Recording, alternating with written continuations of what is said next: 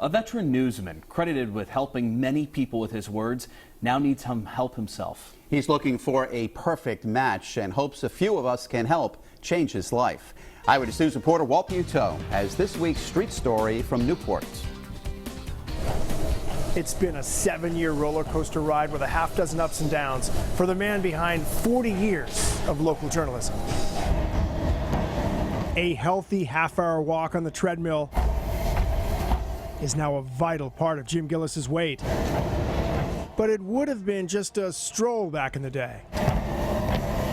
I was a long-distance cyclist in the 90s, and I rode in 3 Boston to New York AIDS rides to raise money. That was somewhere in the middle of his award-winning career at the Newport Daily News that now involves his weekly column, Spare Change, often written from the comfort of his recliner. He's got awards for being first place columnist. Finding people who are out, off the beaten path. Who needed help, maybe. Yeah, needed help or had stories to tell. Among his fans, his future mother-in-law, the date of each column, who started clipping columns long before Jim and Julie were married on the beach. He started saving them when we started dating because she liked him before we ever met. Jim, is that the power of the press? Absolutely, yes. Change your whole life. A difficult change in their life hit hard about a decade ago when a bladder infection caused problems in his kidneys. By 2012, Gillis was at the bottom of the local donor list.